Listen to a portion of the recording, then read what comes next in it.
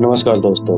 आज मेरा धर्मशाला मैक्लोडगंज ट्रिप पर तीसरा और आखिरी दिन है। आज मैंने प्लान किया है कि मैं उन सभी जगह को एक्सप्लोर करूंगा जो अब तक रह गई थी। आज के दिन सबसे पहले मैं पहुंचा दलाई लामा मंदिर और नामग्याल मोनेस्ट्री। ये दोनों एक ही जगह पर स्थित हैं और तिब्बती बुद्ध धर्म का प्रमुख केंद्र माने जाते हैं। नामग्याल मोनेस्ट्री को 1575 ईस्वी में तीसरे दलाई लामा सोनम ग्योत्सो द्वारा स्थापित किया गया था और यह वर्तमान में 14वें दलाई लामा के निजी मठ के रूप में भी कार्य करता है। जैसे ही मैं मंदिर के पास पहुंचा, गलती से मैं थोड़ा आगे निकल गया था और मंदिर के पीछे पहुंच गया।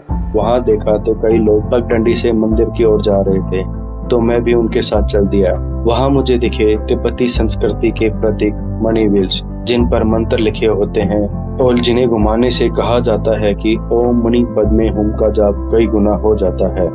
थोड़ी ही दूर पर मैंने देखा कि आई लव दलाई लामा लिखा हुआ है। क्या आप जानते हैं, दलाई लामा कोई नाम नहीं बल्कि एक आध्यात्मिक पदवी है जो तिब्बती बौद्ध धर्म के गेलुप स्कूल के सर्वोच्च गुरु को दी जाती है। वर्तमान में जो दलाई लामा है वे 14वें दलाई लामा है और उनका असली नाम लाहामो थोंदुप है। उन्हें 1940 में महज 5 वर्ष की आयु में 14वें दलाई लामा के रूप में मान्यता दी गई थी। जब मैं पीछे की तरफ जा रहा था तो मणि व्हील्स के साथ साथ में काफी सारे बड़े साइज के मणि व्हील्स भी लगे हुए थे जिनको लोग घुमा रहे थे। फिर मंदिर के पीछे से घूमता हुआ मैं मंदिर के सामने आ गया और जैसे ही मैं मंदिर के अंदर गया, वहां पर एक पर्यावरण जागरूकता प्रदर्शनी चल रही थी जिसमें ग्लोबल वार्मिंग के बारे में महत्वपूर्ण जानकारी दी गई थी। मंदिर के अंदर एक शांत हॉल भी था जहां बीच में भगवान बुद्ध की प्रतिमा थी और दोनों ओर उनके प्रमुख शिष्य जैसे गुरु पद्म संभव और त्सोंग खापा की मूर्तियां थी। वहां बैठकर ध्यान करने का अनुभव बेहद शांति और आध्यात्म से भरपूर था। मंदिर से निकलकर मैं अपने अगले स्पॉट की तरफ बढ़ा। अगर आप मैक्लोडगंज धर्मशाला बाईपास से जाते हैं तो रास्ते में चर्च पर इकोलॉजिकल पार्क भी आता है। सबसे पहले मैं इकोलॉजिकल पार्क गया। यहाँ कुछ वन्य जीवों की कलाकृतियां बनाई गई थी जो बच्चे और परिवारों के लिए आकर्षण का केंद्र है। साथ ही एक केबल ब्रिज भी था जहां से कुछ लोग सुंदर व्यू के साथ रील्स और फोटो क्लिक कर सकते हैं। यह पार्क विशेष रूप से पर्यावरण संरक्षण के संदेश को लोगों तक पहुंचाने के लिए बनाया गया है। इसके बाद मैं गया Saint John's in the wilderness church जो 1852 में ब्रिटिशों द्वारा बनाया गया था। यह विक्टोरियन गॉथिक शैली की वास्तुकला का एक सुंदर उदाहरण है। यह church British viceroy Lord Elgin की समाधि के लिए भी जाना जाता है।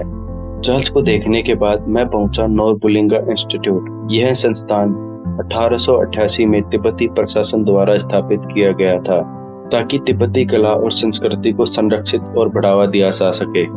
यहाँ की सबसे खास चीज है लोसेल डॉल म्यूजियम, जहाँ 150 से अधिक डॉल्स के लिए तिब्बती जीवन के विभिन्न पहलुओं, त्योहार, शादी, खेती, शास्त्र को बड़े ही आकर्षक तरीके से प्रदर्शित किया गया है।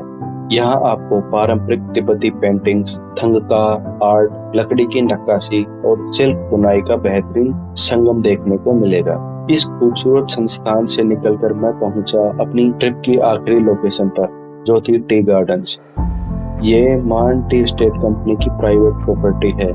यह कंपनी ब्रिटिश काल से ही यहाँ पर कांगड़ा वैली की प्रसिद्ध चाय का उत्पादन करती है। हालांकि इन गार्डन्स में जाना अलाउ नहीं है, लेकिन सड़क से जो नज़ारे दिखते हैं वो वाकई मन को भा जाते हैं। हरियाली से ढके हुए छोटे छोटे टी बुशेस, दूर तक फैला पहाड़ी दृश्य देखने में बहुत ही खूबसूरत लगती है।